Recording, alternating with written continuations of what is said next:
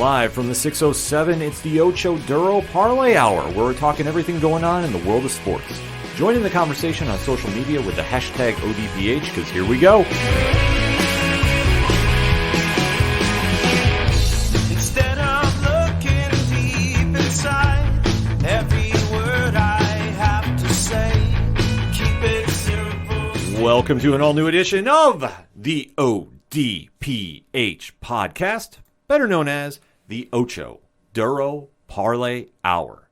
What is happening, everybody? Thank you so much for joining us this week. My name is Ken M. Joining me in studio, as always, you know him. He is the co-host. His name is Padawan J. Hey, yo. Amen, indeed. Rest in peace, Scott Hall. Folks, we have a lot to talk about in the land of sports, so we definitely want to be interactive with you. Make sure to swing on over to odphpodcast.com.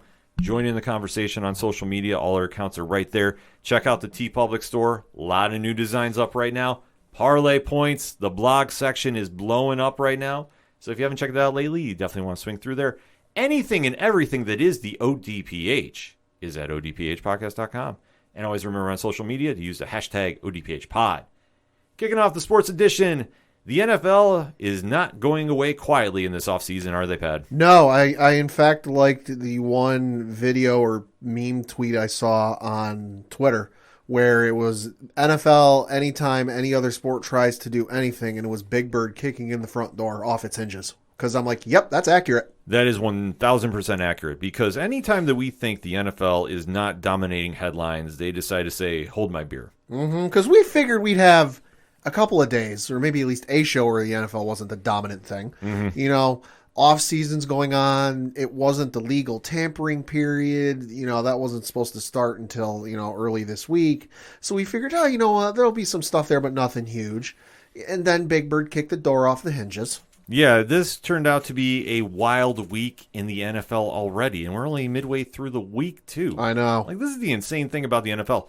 When they decide to go crazy with stories, they take over, and especially with everything going on in the land of sports right now, too. This is actually a busy week in the other sports, but the NFL is dominating the headlines. So let's recap the latest. Pad, kick us off. Yeah, so I'm reading from a free agency tracker article list thing, whatever it is, on NFL.com. So this is in no particular order. It's just going down the divisions, alphabetical order. And first off, they have some team named the Buffalo Bills. I've never heard of them. The greatness. Ken, is there anything sticking out to you? Because, of course, this is your team that you saw and you went, hey, I'm really happy about this. Well, I thought they made a solid move at running back. Okay. Getting J.D. McKissick. Yep, 2 year, $7 million deal that has a max of $8 million, that according to Mike Garofalo. That move makes a lot of sense to me because we have to get Singletary help. Yep. Moss, listen, at this stage in the game, I don't know what the hell we're going to get out of him. I really am optimistic we could get something, but it hasn't worked so far. We need to inject something into the running game. McKissick will be a good fit for them, so I'm really excited about it. I know we re-upped with Mitch Morris, the center. This is a smart move. He's been holding that line together. However frail it is, they've been doing the great thing there. Isaiah McKenzie getting re-upped for 2 years. That's a smart move, too. There's a lot of cap-friendly moves that the Bills have been doing. Yeah. So those ones have been jumping off. I mean, losing Feliciano, I was not happy about, but listen, I can't have everything with the NFL. And this is one thing that, as a fan, I understand. Sure. You have the salary cap. There is only so much you can do with your teams about keeping them all together. You're going to need it for Diggs, and we'll get to that in a little bit. Yeah, Holy I know. Fucking Christ. I have to thank one team personally for that. Moving to the Miami Dolphins, they did sign Teddy Bridgewater to a 1 year, $6.5 million fully guaranteed deal. That has up to $10 million worth of incentives, that according to Tom Pelissero. So obviously he's going to be, since it was like a week or two ago, I forget what, they said Tua was going to be their number one. Teddy Bridgewater there in Miami to back him up should anything happen. So it makes sense. Teddy Bridgewater, decent quarterback. Not the guy to get you over the hump or get you to the promised land, but he's there in case you need him. He's a great backup. Yeah. But Miami still does not have a true starter in my eyes. I'm sorry. I hope Tua does well, but I'm not saying this as a Miami hater, even though I am one, and I'm just relishing at the thought that they could go 0-16. But this move makes sense. I don't think that's a bad one. The Chase Edmonds signing, I think, is okay too. But it's a decent deal. He's a decent running back. 2 years, $12.6 million contract that has $6.1 million guaranteed. That according to Ian Rappaport. Yeah, the moves make sense there, but I still don't think they're going to be playoff ready.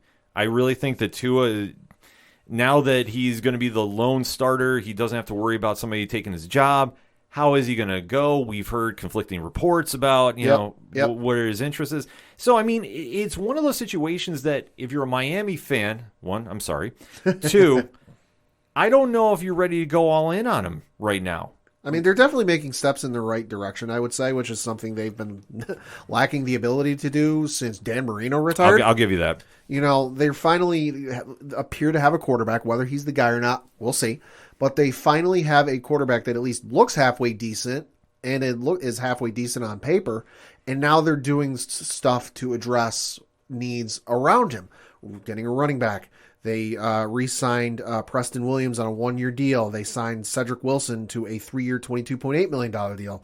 Mike Gesicki signed the franchise tag. That's a smart move by them. They got the offensive guard, Connor Williams, on a 2-year, $14 million deal. So they're doing stuff to address the offense, which, again, it's been one step forward, about 9 steps backwards for these guys since Dan Marino retired. Mm-hmm. And I know the Dolphins fans have been griping about it for forever, but I've been telling Dolphins fans for the better part of 10, 15 years, you need to get a system set in place and build on it. And it appears that they finally have that, and they're moving in the right direction. Will it work out? We'll see. I agree with you. I mean, I don't have any stock in them to begin with because, like you touched upon, they're so unpredictable in that front office and the structure of a culture they're trying to build there. Yeah. I don't understand how you can put faith in them. And I know everybody was hyping up last year. Oh, they went on that win streak. Listen, if you really looked at who they faced, it's not really that hard to put those wins together. Mm-hmm. You saw what happened when they faced real competition. Oh, yeah. Enough said. Next up were my New England Patriots. They're not really doing too much. Of course, last year they went all Bill Stimmy check on them, and a little quiet this year thus far. They re-signed Brian Hoyer to a 2-year contract. Makes all the sense in the world. Yeah, that makes sense. You got Mac Jones. You don't really need somebody else there other than just a backup. James White re-signed a 2-year, $5 million deal. Includes $500,000 guaranteed. Smart move. He's a good catching running back. Sure. You got some decent running backs there. The interesting one took place today. They acquired Mac Wilson, the linebacker, in a trade with the Cleveland Browns in exchange for defensive end Chase Winovich. This does not become official until the start of the new league year, which is on Wednesday. This one surprised me because Winovich was doing all right. He wasn't necessarily wowing me or going, holy shit, look at this guy. He was doing all right. So clearly, Belichick and the front office didn't think they'd be able to do much with him, so they traded him for Mac Wilson, which we'll see what we get. Wilson's not bad. Yeah. Wilson was holding that Browns defense together through some games. He's not the worst addition. Yeah. I think it's a smart move because I think right now, who would you say is the most dominant linebacker for the Pats? Dante Hightower, I would say, personally. Okay, but he's almost like a one-man show. Almost, yeah. Like I say, no disrespect. Listen, yeah. The Patriots defense is not what it's been of old. No. Adding Wilson to that lineup, I think, does help. And I think that's a smart move. And I think Belichick understands that that's a bigger need. Yeah. And plus, I think this year's draft, he can go find some defensive ends if he wants to, or go into free agency depending on who he's looking for. Yeah. So it's Belichick doing Belichick things. I'm not absolutely. super shocked with that. Also re-signed safety Devin McCourty to a 1-year contract worth $9 million. Hey, Smart move. Smart move. He's the captain of that secondary. He's been there the longest. I trust that man with anything. Also re-signed Nick Folk, the kicker, to a 2-year, $5 million extension. Makes all the sense in the world. Dude's a great kicker. And then the special teams guru, the special teams savant. Smart move for this. Matt Slater re-signed a 1-year, $2.6 million deal that is fully guaranteed. I mean, listen, this dude is technically a wide receiver, but he don't see wide receiver all that often. This dude is the greatest special teams player you will ever see in the NFL. And is going to go down as one of the better Patriots of all time. Not the best, but definitely one of the greater Patriots of all time. Smart move. If you're not familiar with the Patriots, yeah, he is an unsung hero. That does the little things right. Yeah. So that Patriots did smart by signing him long. Yeah. Next up are the Jets. They re-signed Tevin Coleman to a 1-year, $1.5 million deal. Makes sense. They also re-signed Braxton Berrios to a 2-year, $12 million contract, again, shoring up that offense there. They did get tight end C.J. Uzma on a 3-year deal worth $24 million. Ooh. So that's a decent amount of money there. That's a decent amount coming from Cincinnati. Yeah. But Then again, you're talking about a drop from Zach Wilson and Joe Burrow, though. So, listen, I understand they're trying to help the kid out. Sure. Yeah. Okay, so you know what? You got to pay a little bit. Yeah. They also did address their offensive line. They did re-sign offensive tackle Connor McDermott to a 1-year contract, and they did add offensive guard Laken Tomlinson to a 3-year, $40 million deal that includes $27 million guaranteed and has a max value of $41.2 million. That according to Mike Garofalo. Jesus, Mary and Joseph, that's a lot of coin. That is a lot of coin. That's a lot of coin. Switching over to the AFC, and we're not going to go through every move. This is just kind of the stuff. The ones that stand out to us. Just going to the AFC North and Baltimore Ravens, the only move they have made thus far is safety Marcus Williams signed a 5-year, $70 million contract that includes $37 million guaranteed. Get that money. Yeah, no arguments about that. No. The Cincinnati Bengals signed Alex Kappa to a 4-year, $35 million deal that includes $20 million over the first 2 years and $1 million in Pro Bowl incentives each year. He's an offensive guard. They also signed offensive lineman Ted Karras who's a former Patriot, to a 3-year, $18 million contract. And they did re-sign defensive tackle B.J. Hill to a 3-year, $30 million deal that includes $15 million in year 1. Oof. Well, you knew the Bengals were going to take advantage of Tom Brady coming back because you know Tampa Bay was not re-upping about their guard. Uh-huh. And the fact they gave him all the money there. So you know what? Kudos to Cincinnati because, hey, we saw what happened in the Super Bowl. If you actually had somebody to block Aaron Donald, you would have won the game. Yep. I digress. Switching to the Cleveland Browns in probably the most questionable move, dumbest move. I don't know what you call this. I've got thoughts. The Cleveland Browns acquired Amari Cooper, the wide receiver, in a trade with Dallas in exchange for a 2022 5th-round draft pick and a swap of 6th-rounders, that including to Ian Rappaport. As with the Chase Winovich trade we mentioned, this does not become official until the start of the new league year. That is on Wednesday. So this is my takeaway for this Cleveland-Dallas move. Uh-huh. Dallas locked themselves in with Ezekiel Elliott. There's a couple guys in the Dallas front office that fucked up. We'll get to the other one here soon. Oh, yeah, we'll get there. We are going to get there. Sorry, Dre. I know Dre Driven right now is throwing something out the window right now, but yeah. Facts are facts. It's sad but true. So Cooper going to Cleveland indicates the Browns are going to try to do something on offense. And they're looking at the way things have gone the last couple of years and gone, hey, this ain't been working. We got to flip the script here. Yeah, they got to do something. And I know Jarvis Landry got released. Yep. And we know, obviously, the divorce from OBJ was something as well. Yeah. Njoku was signed for the franchise tag. Uh-huh.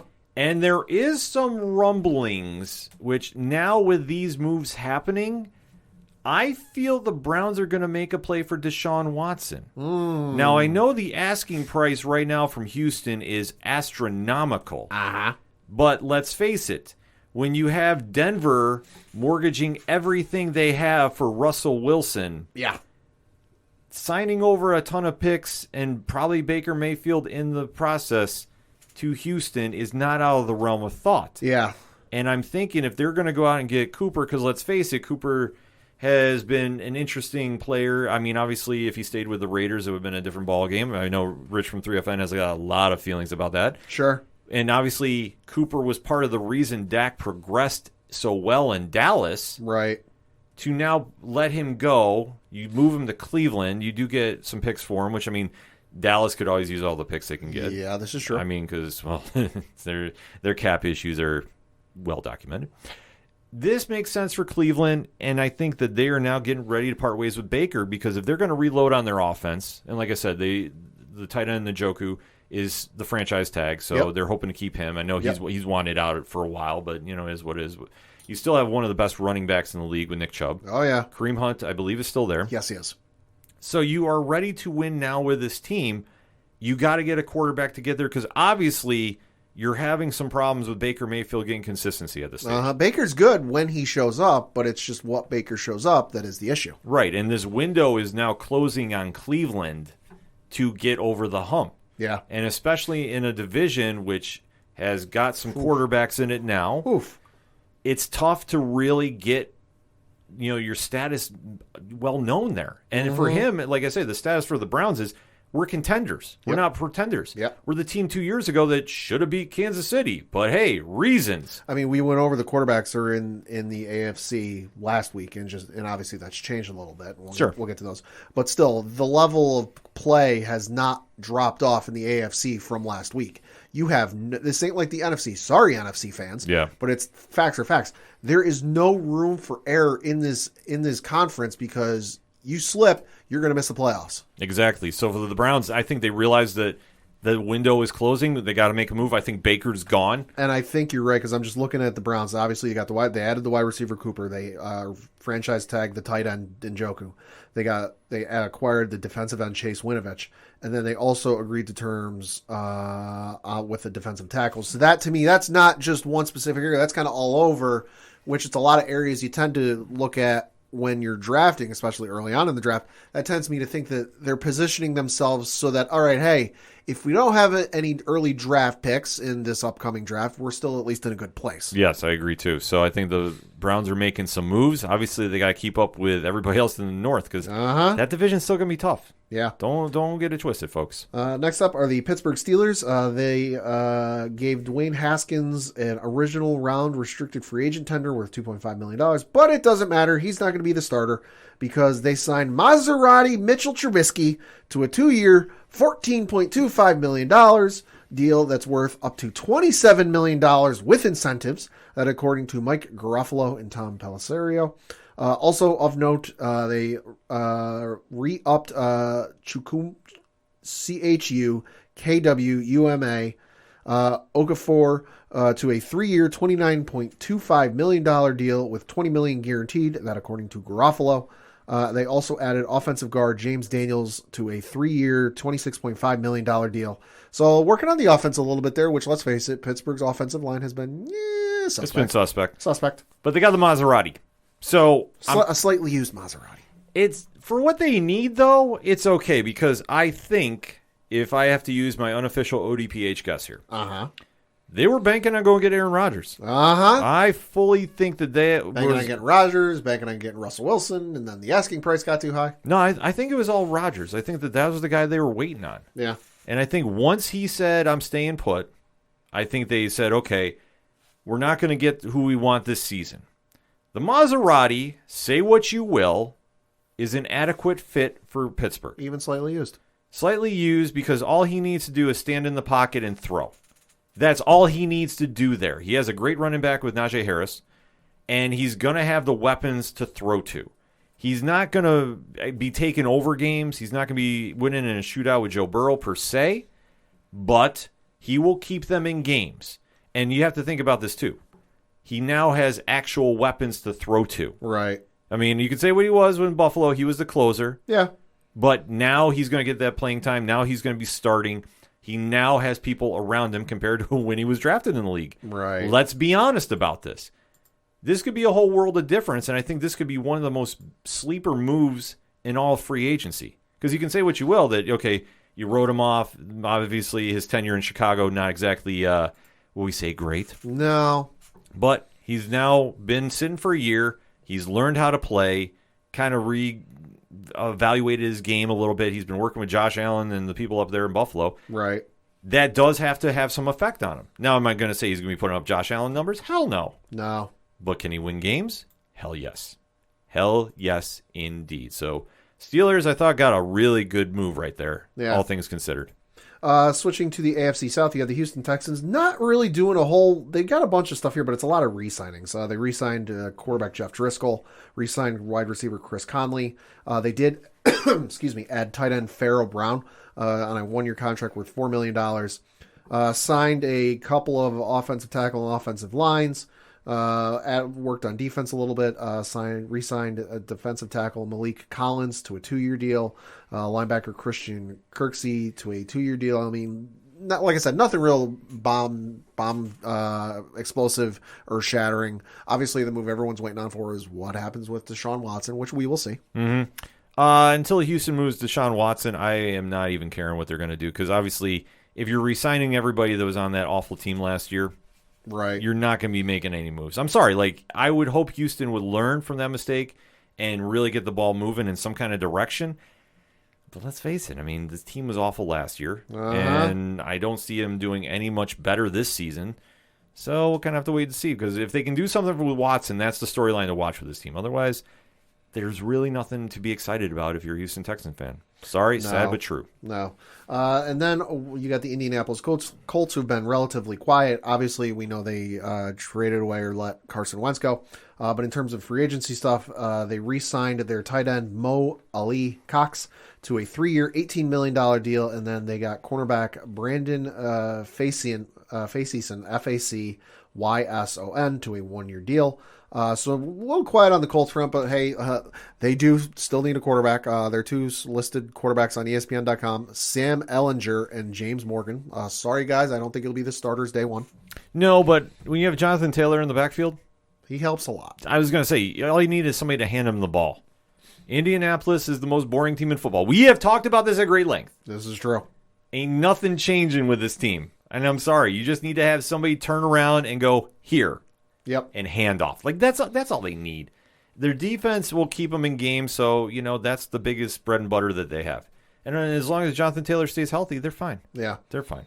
Next up are the Jacksonville Jaguars. Oh, jeez. Okay. Jacksonville Jaguars, and let me just say this. If AEW isn't signing anyone for the next year, we know why, because Tony Khan dumped his money into the Jaguars. Jesus, Mary and Joseph. Okay, where do we go from? Where do we even start here? So I'm just going down the list. This is and I'm not prioritizing anything. I'm showing Ken. This is just, I'm going down the list as NFL.com has them. They signed wide receiver Zay Jones to a 3-year, $24 million contract that has the max value of $30 million, that according to Ian Rappaport. They also signed wide receiver Christian Kirk. And Ken, this is why I say this is going to fuck you over on the Stephon Diggs deal. They signed Christian Kirk to a 4-year, $72 million contract, includes $37 million fully guaranteed, and has a maximum value of $84 million. Yikes. I'm going to let you finish that list, and then we're going to break this down. They also agreed to a 1-year deal with the greatest New York Giant of all time, Evan Ingram. They gave the franchise tag to offensive tackle Cam Robinson. They added offensive guard Brandon Sheriff to a 3-year, $49.5 million deal, 30 of it guaranteed and $33 million in the first 2 years. They also added Foley Fatsukai, Fatukasasi, 3 years, $30 million deals, 20 of it fully guaranteed, and they also added linebacker Foye Olukun to a 3-year, $45 million deal, 28 of it guaranteed, max value of $46.5 million. Okay, so there's one deal that is jumping out there that is screaming at me, and that's the Christian Kirk deal. Uh-huh. Pat, I have his stats up right now in front of me. Okay, you can read these as well, too. So I'm pulling them up myself. Okay. Has he ever cleared 1,000 yards receiving? I don't believe so, no. Let's see. I'm going down the list. 2018, his first year, he had 43 catches, 590 yards, 3 touchdowns. Sophomore year, 68 catches, 709 yards, 3 touchdowns. 2020, he had 48 catches for 621 yards, 6 touchdowns.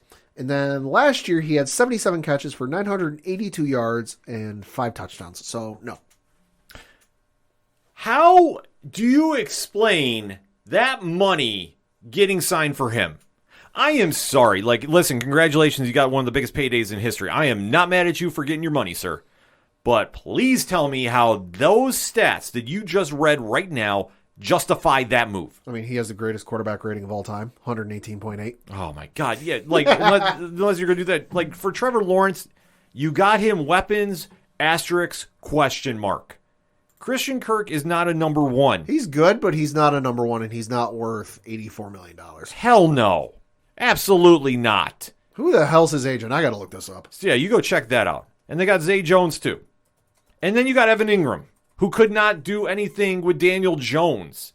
Oh, God, he couldn't catch a fucking pass if he was the only dude on the field. Yeah, so what do you expect now with Trevor Lawrence, who now is going into this new coach, new regime in Jacksonville with these weapons, and you're expecting him to win?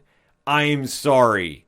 This is absolutely insanity to me. This is the wrong side of being GM in a video game. There is no way you can justify it with the paper and the stats that we have here. I'm sorry. You can't. There's no way he should be getting that kind of money. I'm sorry. And the fact that you want to give this, now those expectations have to be justified if you're the Jacksonville ownership group. Uh-huh. Because how do you sit there and literally tell your fan base this was worth the money? Yeah. Like, I'm sure there was going to be a bidding war for Kirk. I get it. Oh, sure. But to this degree, I don't think any GM on the planet other than Jacksonville was saying, you know what? This guy's the number one. We got to go break a bank for him, franchise, everything. Only thing I can think of is that there had to have been a bidding war in this, with the other side or other sides deliberately driving up the price just to screw over the Jaguars, going, oh, there's no way they'll actually pay. There's no way they'll actually like pay this high. And then they kept going higher. And it was just the one side or however many sides just saying, hey, let's just see how high we can drive this thing before, because like, oh, we'll back out. We'll say, oh, hey, you know what? Change of plans. We're not interested anymore. Or what? Like, there had to have been some other instances going on here where somebody drove up the price on this. There had to be something, because there's no way you justify that price. I'm sorry, you can't. Not with the stats that are in front of you. Yeah, did he have a breakout year? Yeah, also remember, out in Arizona, who was hurt half the season? DeAndre Hopkins. Yeah. Who also did not play up to par? AJ Green. Yeah. So Kyler Murray had to throw to somebody. Oh, yeah, shit. Kirk down there somewhere. Yeah, and are you saying that Kirk took over games? Like, do you really think that... I'm sorry. He's a good player. I will grant you that. Uh-huh. But no freaking way you pay him that kind of money. None. And I'm sorry, having Ingram coming there, that's not exactly upgrading for Trevor Lawrence. Mm-hmm. I don't even know where you begin with him down there. Jacksonville is still a hot dumpster fire mess. And these moves are not making any sense. No. So good luck next season, my friend. You're going to need it. Next up. Next up are the Tennessee Titans. They agreed to a 1-year, $3.5 million extension with all but a $100,000 workout bonus fully guaranteed for tight end Jeffrey Swaim. They re-signed their center, Ben Jones, to a 2-year, $14 million deal. And then they re-signed one of their linebackers, Harold Landry. And then they also added Morgan Cox, a safety, to a 1-year extension. So no, not a whole lot going on down there in Tennessee, but hey, they got enough going on. They locked up their center. That's the only thing. If anything, Tennessee knows your offensive line is your team. You have Derrick Henry. True. You got to make sure he can get through the holes. You got to lock up everybody in your offensive line. So signing Reed up on the center makes complete sense. Next up are the Denver Broncos, and boy, when we get to one of these, this is the other fuck up on the Dallas Cowboys part. Oh my God. So obviously they added Russell Wilson. Hey, good for you. Discussed that last week. They re-signed offensive tackle Calvin Anderson, which is good for them. Then you get to this one. They added defensive end Randy Gregory to a 5-year, $70 million deal that includes $28 million guaranteed. That according to Mike Garofalo. And why do I say, that's kind of the interesting one? Because it was tweeted out by the Dallas Cowboys earlier today as we record. I'm showing Ken the tweet. It is the blue check mark. It is the verified account. They tweeted the little period so that everybody could see it, and it wasn't just specifically towards him.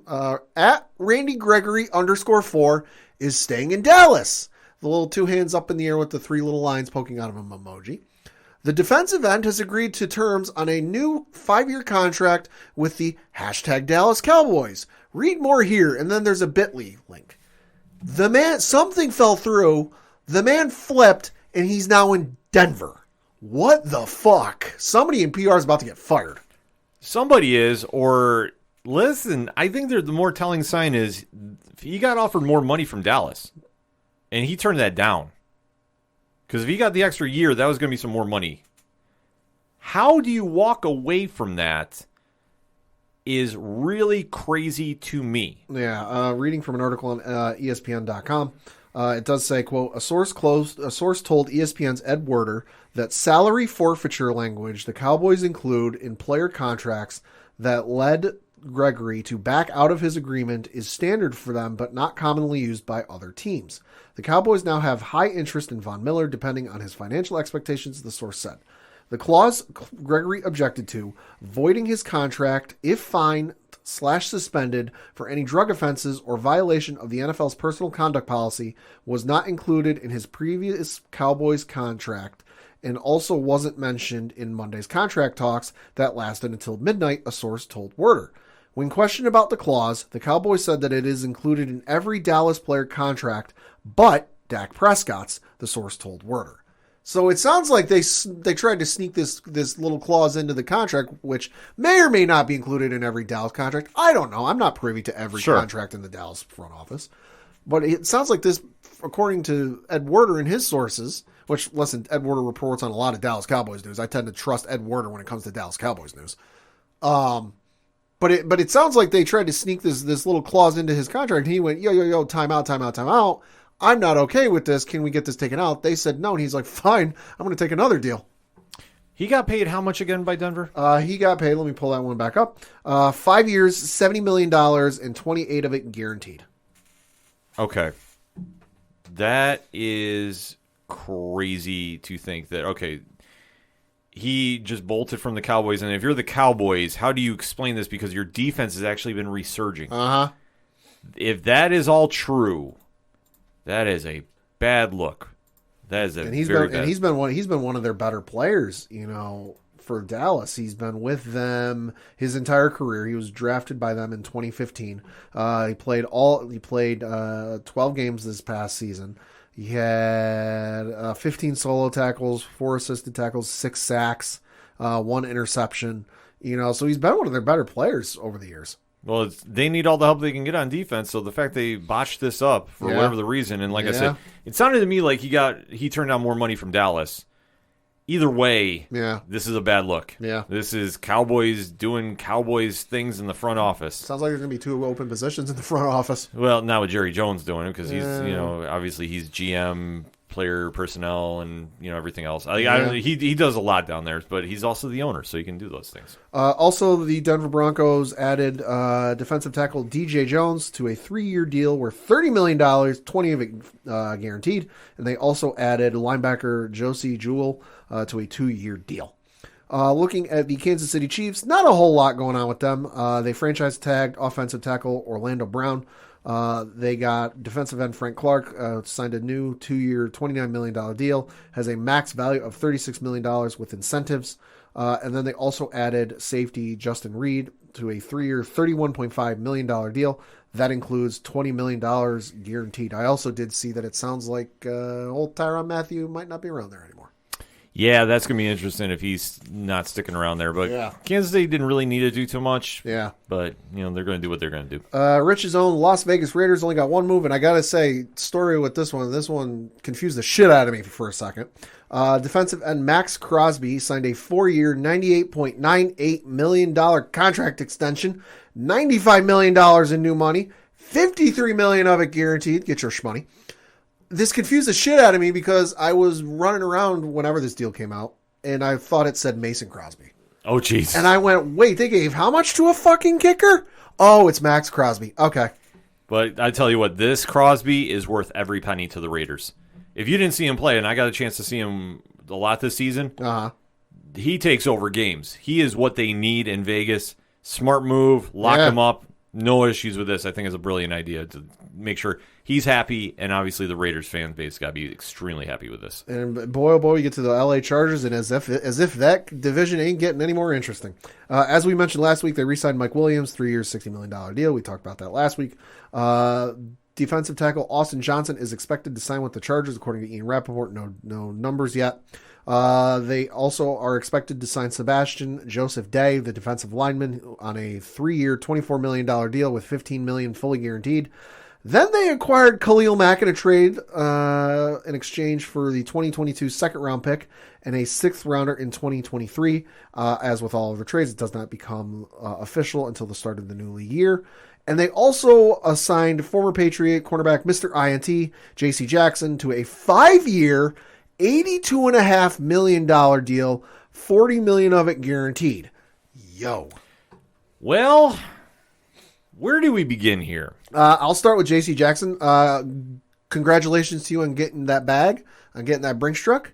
The Chargers are getting a hell of a player, one of the better cornerbacks in the league, although he's only a year younger than Gilmore was when the Patriots let him go. But hey, it's a hell of a lot of money.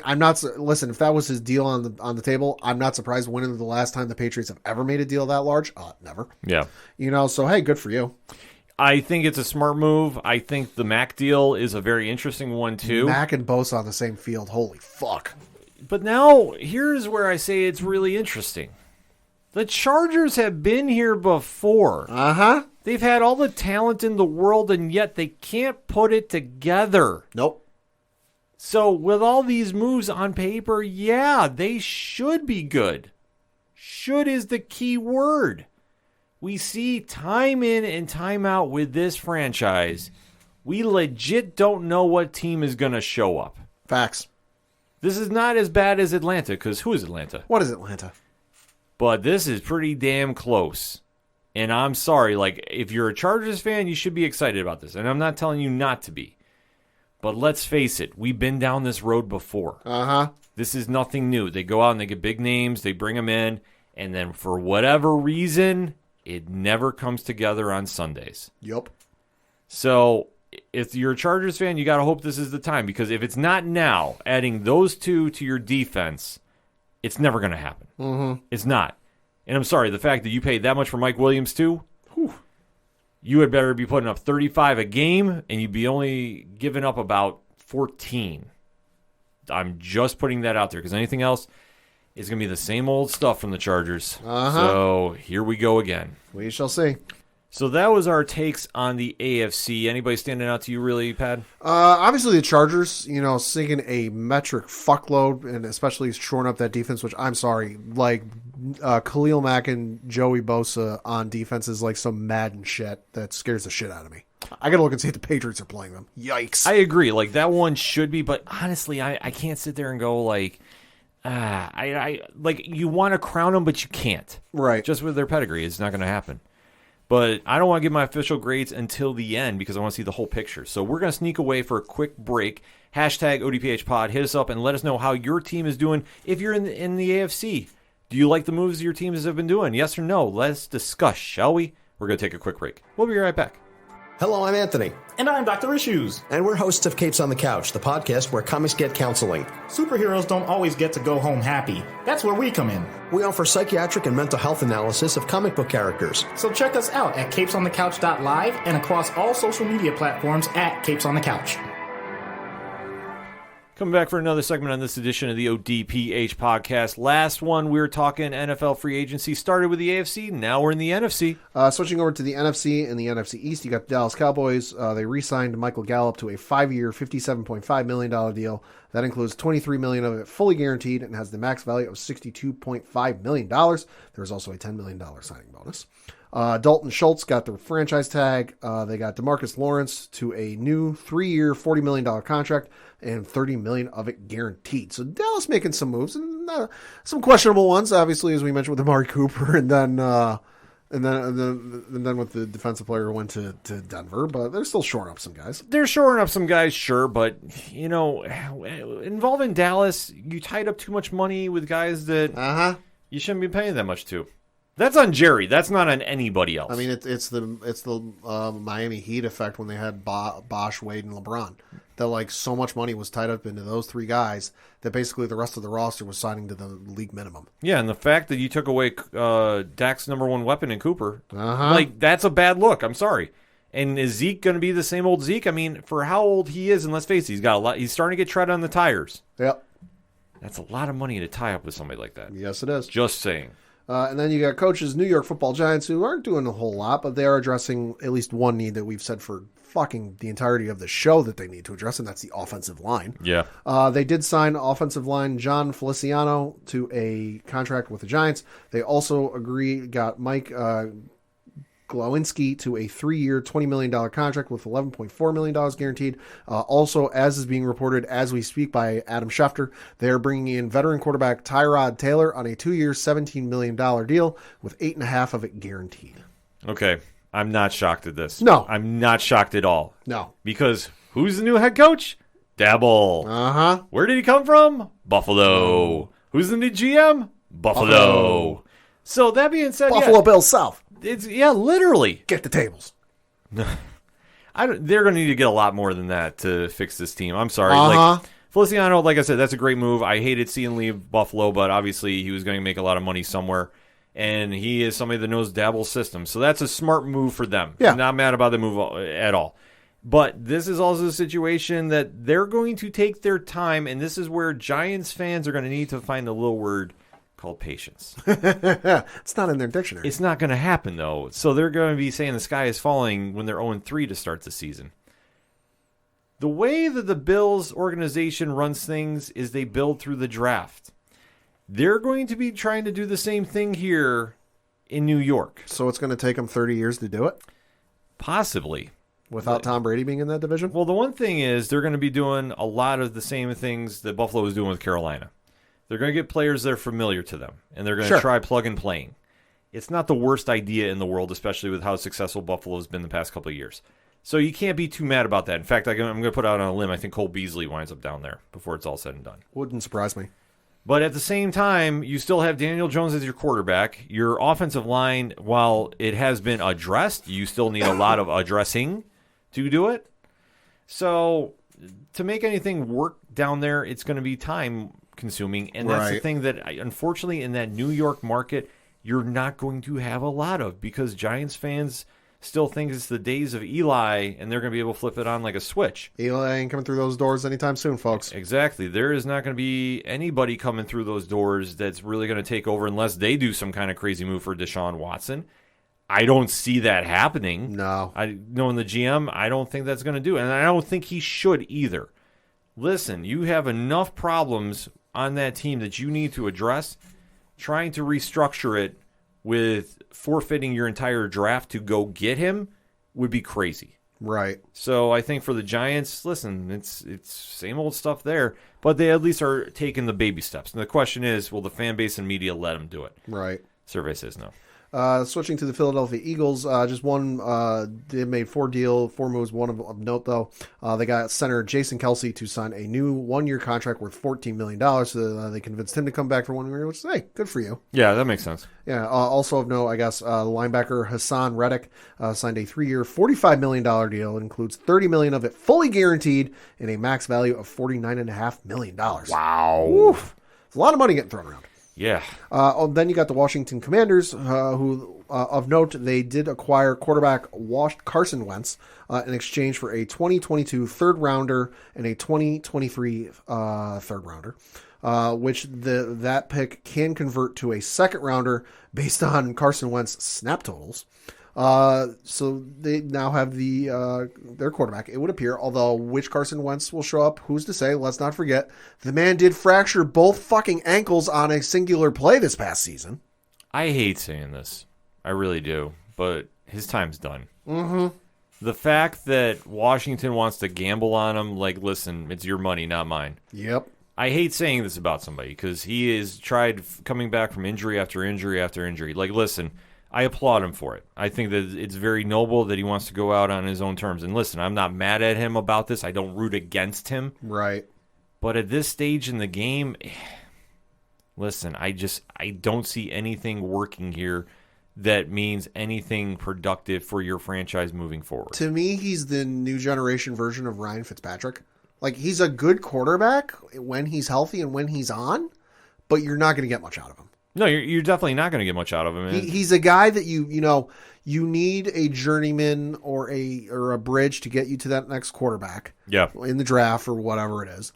And hey, we need a guy, this year's, let's just all hypothetical, this year's draft class sucks. We need a guy to plug in there. All right, Carson's available. Yeah, I mean, they're going to have to do something. I mean, but Washington has more problems than anything, so who knows? Yeah. Who knows? Another team having a lot of issues and doing absolutely nothing to address them is in the NFC North with the Chicago Bears. Hey. They've done one move. Defensive tackle Larry Oguyi, NJOBI, to a 3-year deal worth $40.5 million. That's it. That's all they've done. They need like every other offensive and defensive position addressed, and they've done fuck all. Of course, you do have rumors that the team might get sold when its current owner passes away, but that's a whole other ball of wax. It's a whole other ball of wax, but they got more problems they know what to do with. On the flip side, you have the Detroit Lions, who are making moves like it's going out of fucking style. 1, 2, 3, 4, 5, 6, 7, 8, 9 moves they've made, including they re-signed quarterback Tim Boyle. Listen, he ain't going to start, but it's a backup in case something happens to Goff. Sure. Wide receiver DJ Chark signed a 1-year, $10 million deal that is fully guaranteed. They also re-signed wide receiver Khalif Raymond and wide receiver Josh Reynolds. They re-signed their center Evan Brown, re-signed defensive end Charles Harris, linebacker Alex Enzalone, safety Tracy Walker, and then defensive back CJ Moore.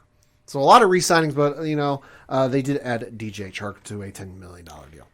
Yeah, and he's coming out of Jacksonville, which he didn't exactly light up the stats, but nope. Detroit is Detroit. Uh-huh. So at least they're going to be on the field. Yeah. I mean, they just got to put some stuff together, but whenever they make moves like this, yep, they could surprise. They really could, but they don't have the structure in place that I would feel comfortable going to. Uh-huh. Like, I'm just saying, like, for the culture that they have, it's not like a winning one like they have up in Green Bay right now, like that they have in Pittsburgh, New England. Right. Like, it's a situation where you're going to be the first of your class to do this. Uh-huh. Are you good enough to really hang with the Aaron Rodgers of your division, the Kirk Cousins? Mm-hmm. If you're not, you got to find a way to do this. But I didn't hear anything about those signings that really makes me go, okay, we're going to be contending. I'm going to make a comparison, and don't get mad. To me, the Detroit Lions are like the New York Knicks. Very storied, great history, long time in their respective sport, but the last however many years, total fucking crap. No, I mean, that's not a bad statement. I mean, listen. They've made attempts to get better, much like the Knicks. Yeah. Knicks brought in Carmelo and Porzingis and all that other stuff. Didn't pan out for them. They had Matthew Stafford and they had Megatron and didn't pan out for them. No, I mean, that's an honest comparison. I can't argue with that. I really can't. It's going to be one of the situations in Detroit that they're going to have to get somebody in there that's going to be able to turn it around and give you a sense of, like, if you're a fan or if you're a player watching, this franchise is on the uprise. Right. Looking at that list, I'm sorry. Like, I don't see anybody jumping out there that's saying that to me. No. I'd like to see Detroit win. I don't hate Detroit. Yeah. I'd actually like to be able to watch a Detroit Thanksgiving game and not see it and go, all right, depends on who they're playing. Yeah. I mean, I don't want to see them go like 0-16, but I'm looking at this saying, have you made enough moves that you're going to get over the hump and can get respectability back? I don't know. Speaking of story and respectability, next up are the Green Bay Packers, and we finally got the firm details on Aaron Rodgers' deal. Boy, Rappaport wasn't far off. Aaron Rodgers signed an extension that pays $150.815 million over the next 3 years, with $101.515 million fully guaranteed. The new deal drops his 2022 salary cap hit by about $18 million. Also, kudos to the folks in the front office in charge of financials. You're doing a lot of work up there. Goddamn. They need to. Devontae Adams was, of course, franchise tag, but he has told the Packers he will not play on the tag in 2022. So it's a deal or he's sitting out. They did give a second-round restricted free agent tender worth $3.986 million to wide receiver Alan Lazard. They signed Devondre Campbell to a 5-year deal worth $50 million. He's a linebacker. And they also signed linebacker Preston Smith to a 4-year extension worth $52.5 million in new money. In all, Smith gets more than $65 million over 5 years with a chance to make $71 million. Well, if Adams wants to talk to the GM, all he's got to do is talk to Rodgers. Apparently. Because Rodgers is the real GM. I'm sorry. He forced his hand. Their GM is non-existent, in my opinion. Uh-huh. He's there in appearance only. All Rodgers is going to do is walk in that front office and say, give him what he wants. The GM in Green Bay is much like the Queen of England. Respect to the Queen. She's there, but she doesn't really do much in terms of the government. She ain't doing, like I say. The GM's there, but he ain't the GM. No. But this is a situation that they're going to work that deal out, and if Christian Kirk is getting paid that much, you're going to have to restructure a lot for Devontae Adams. I'm just saying. Back up the Brinks truck. They're going to have to work a deal out, but that's who Rodgers wants. They're going to keep him. The fact that you've now gone all in, and he could say he's not going to play, then that just means, Aaron, can you get this deal done? And he's going to.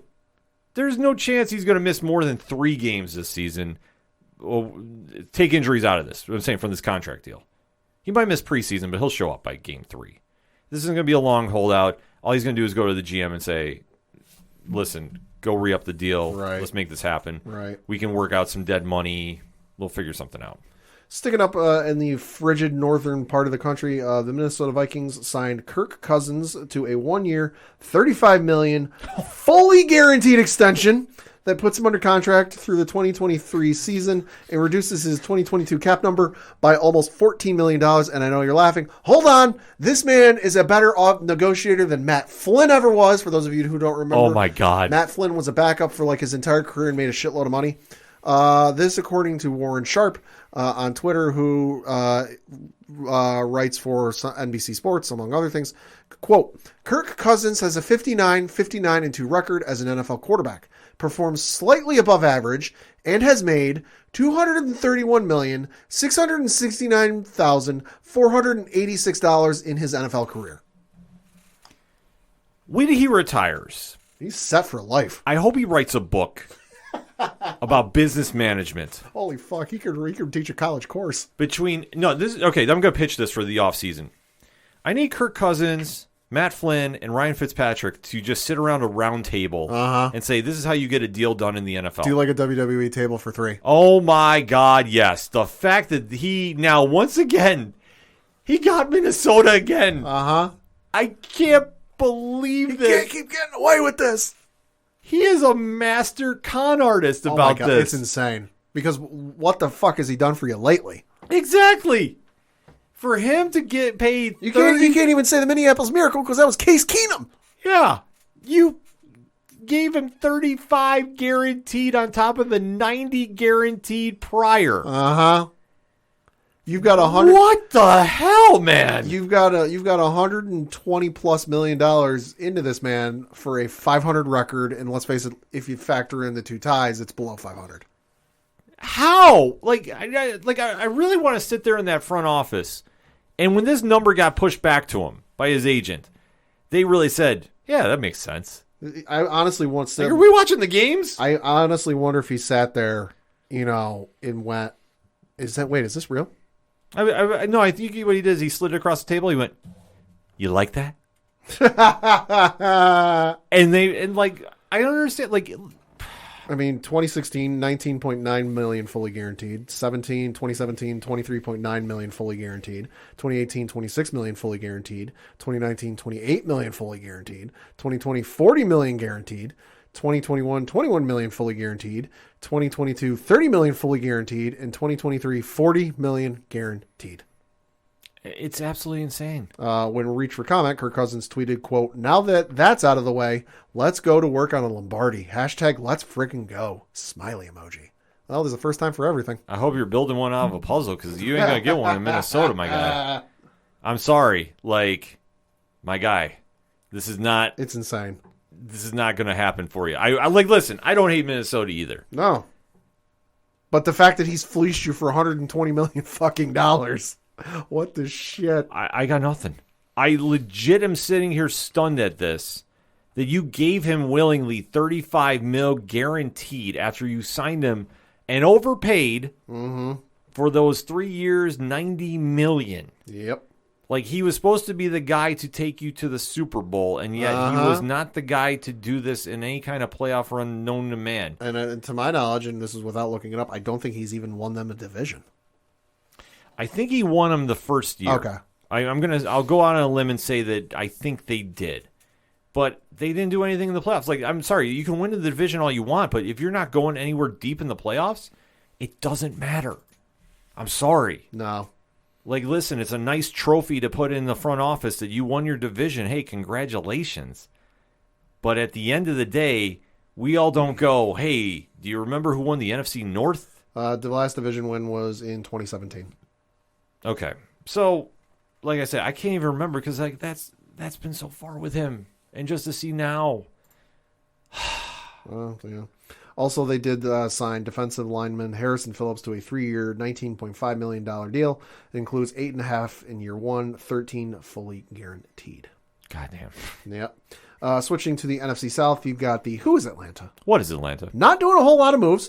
They did agree to a 3-year extension with offensive tackle Jake Matthews. That'll pay him $52.5 million over the first 3 years and also reduces his cap number for this year. I can understand that. They also re-signed their kicker, Young Ho Koo, to a 5-year, $24.25 million contract extension that includes $11.5 million guaranteed. What? For a kicker. What? Also heard a rumor this morning that they're also in the mix for Deshaun Watson's services. Okay, I don't know what's more crazy, that rumor or the fact they signed their kicker for that much money? 5 years, $24.25 million contract extension, 11.5 guaranteed. Listen, there's only one kicker that should get signed for that right now at this moment, and that's the man in Cincinnati. Not wrong. That is insane to me. Wow. Okay. Think happy thoughts. All right, so the Watson deal. That would make a big move for Atlanta. It would make sense. Yeah. Because I'm sorry, the Matt Ryan experiment, I mean, I don't want to say experiment because he actually was successful there, but he's now getting to that stage where it is time to start looking elsewhere. Yeah. And for Atlanta, it's never too early to start a rebuild. Right. So with Watson there, you got the new tight end. You can definitely do that, and I think you should kind of consider that move. I don't know if they could sneak in there and do that because we're going to say a lot of picks are involved. So if they can definitely move that, I would do that move in a heartbeat if I'm Atlanta. Yeah. That makes perfect sense to me. Next up are the Carolina Panthers, who've done a couple of moves. They are expected to sign offensive guard Austin Corbett to a 3-year deal worth $29.25 million. They re-signed their safety, Sean Chandler. They acquired safety Xavier Woods. No, not that Xavier Woods from WWE, but the guy who used to be in Minnesota, to a 3-year, $15.75 million deal. And then they also got their kicker, Zane Gonzalez, agreed to a 2-year, $4.5 million contract. So not a whole lot, but hey, you still got McCaffrey for now. Yeah, for now. For now. They are still listening to deal offers, which it'll take, Earth, the moon, and all the heavens to get him to move. Yeah, but at this stage, too, he's so injury-prone, I'd be skeptical of signing him. Next up are the New Orleans Saints, who've done nothing. Yeah, that's kind of puzzling that they have not made any moves, but, it's a transition year for him, so what are you going to do? And then we have the Tampa Bay Buccaneers, and I'll leave the elephant for last. They acquired Shaq Mason, the offensive guard, in a trade with the New England Patriots in exchange for a 2022 fifth-round pick. Of course, the trade is not official until Wednesday. Wide receiver Russell Gage is expected to sign with Tampa Bay. As we noted last week, Godwin got the franchise tag. They re-signed their offensive guard Aaron Stinney. Center Ryan Jensen re-signed to a 3-year, $39 million deal that includes 23 of it guaranteed. And then cornerback Carlton Davis re-signing on a 3-year, $45 million deal that includes $30 million guaranteed. And of course, Tom Brady is coming out of retirement and will play for the Tampa Bay Buccaneers in the 2022 NFL season. Although if you listen to Florio, that might not be the case. But of course, that does mean Tom Brady's retirement lasted all of 40 fucking days. And here's a list, according thanks to the folks over at SB Nation, of things that lasted longer than Tom Brady's retirement. The gestation period of a porcupine, which is at 112 days. The 2007-2008 Writers Guild strike, that was 98 days. Interesting. The entire TV run of Why the Last Man, that was 67 days. Jamarcus Russell's holdout with the Raiders, that was 60 days. Oh, God.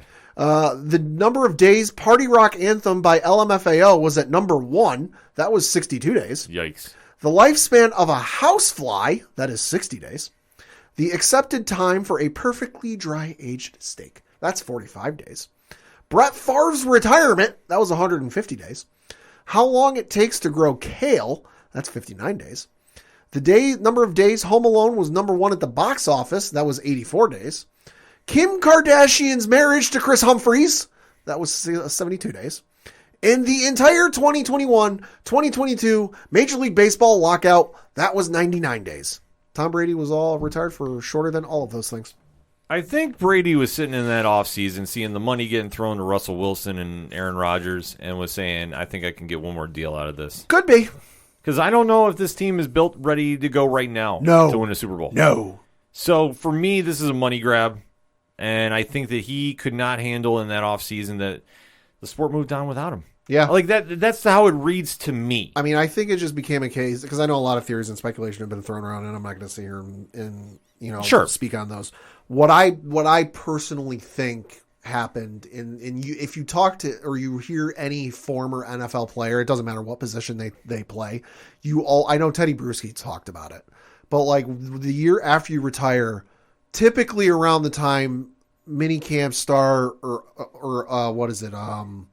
Unofficial OTAs, like the OTAs, the optional OTAs. That's when you start getting the itch because you did it for so many years. It's instinctual for you to go, oh, hey, gotta get ready. That's when you start to get it. But then as time goes on, you kind of move away from the team and the sport. You don't get those urges anymore. I think that might have happened for him, and it just became a point where he couldn't ignore it because, let's face it, football is what he does. Yeah, he's going to do stuff after he retires. But at the end of the day, football is in his blood. It's in his DNA. It's what he wants to do. And if he feels he can go and not pull a Chuck Liddell and like be at the end of his career where it's like, holy shit, dude, you need to retire, more power to you. Go for it. Yeah, I get it. I think he just doesn't want to go out on how he lost last year. I think that's also part of it. Which I understand the competitive nature. I mean, obviously the GOAT doesn't want to go out with that being the last memory. But do you really think you can make one more run with this team you're going to? That's the ultimate question. And I think he does. Do I see it? No. Right. I don't see it at all. So this is now where it becomes interesting, and like I said, I feel this is a money grab. And I don't blame him. No. He took so many money-friendly deals in New England. If he wants to get paid. Somebody's going to do it. And I think he probably saw that Kirk Cousins deal and was like $35 million for him. Oh, I can definitely go get something out of here. Yeah. This is going to be interesting, but I fear, and this is something that I don't want to see, but I think we're going to see. Right. He's how old now? He'll be 45 when the season starts. Okay. If he starts diminishing in skills, I mean, and he's going to. He is. If you watch game film, he cannot throw the ball as far as he used to. And when he does get those deep balls off, it's not as crisp or as tight as they used to be. There's a little wobble to it. Right. If he starts falling off like Peyton did his last year, is this what you really want to come back to? Yeah. Is this really how you want people to remember you? Because, let's face it, we all know Peyton Manning was a great Indianapolis Colt. Uh-huh. He had a couple good years in Denver, but that last one... Yeah, the defense carried his ass. Exactly. Do you think somebody with Brady's competitive nature is going to handle that well? No. That's why I say he's a different guy than Peyton Manning is. First guy in, last guy out. Right. So I understand what Tom is doing. I get it. But I just feel like this is a money grab because I don't think he wants to go out like that. And sure, I mean, if he does and he wins the Super Bowl, listen. Sure. Hollywood is going to be making that movie first thing Tuesday morning of the Super Bowl week. But I just don't see it at this stage. And I don't want to see him hang around too long, like you touched upon. Mm-hmm. The ball is not having the same old zip he's going to have. He can't beat Father Time. Nobody does. So now you're going to take one last shot. And if he does not come out looking like the Tom Brady of old, it's a waste. You got enough money that you can live happily the rest of your life. Right. Why come back when it's not there? I mean, you've already got essentially every offensive statistical quarterback record I can think of. Yeah. There's not it's not like, shit, you're 4 touchdowns short of the touchdown record. No, you got that. You got the wins. You got the only one he can get, he could try to get is if he were some parallel universe to go back to New England and play with Belichick again and go for that record with a coach and player if he doesn't already have that. Yeah. But yards he's got, touchdowns he's got, Super Bowls he's got. What else is there? There is nothing. And that's the thing that's most puzzling about this. That he had to do this during Selection Sunday, too. Oh, I know. Which it's this. That's why I said this. It feels like an ego move to me. Kind of. Because you retired during Super Bowl week, and then now you're coming back on Selection Sunday. Come on, man. Yeah. I don't agree with it, but hey, No. listen, it's his life. He's got to do it how he does it. And then lastly, we have the NFC West. The Arizona Cardinals, of note, they got James Conner to agree to a 3-year, $21 million extension that includes $16 million over the first 2 years. So I'd say that's a good signing for them. He's a pretty good running back. Yeah, it'll be okay for them. And then they got Zach Ertz to re-sign on a 3-year, $31.65 million contract. That includes $17.5 million guaranteed. Smart move for them. Smart move for them. Over on the LA Rams side, not a whole lot going on there. They re-signed their offensive tackle Joe Noteboom to a 3-year, $40 million deal that includes $25 million guaranteed. This has a max value of $47.5 million. And they also re-signed their center Brian Allen to a 3-year deal. So not a whole lot going on, but hey, listen, they're the defending champs. They ain't need much going on. Exactly. The San Francisco 49ers, also not a whole lot going on. They signed running back Jamichael Hasty, J-A-M-Y-C. Jamichael Hasty. Jamichael Hasty, thank you. To a 1-year extension. And then Charvarius Ward agreed to terms on a 3-year, $40.5 million deal. And then you've got the Seattle Seahawks, which, yo boy. Obviously, they acquired quarterback Drew Lock from the Denver Broncos, which we talked about last week. They got their tight end, Will Dissly, to re-sign on a 3-year, $24 million contract.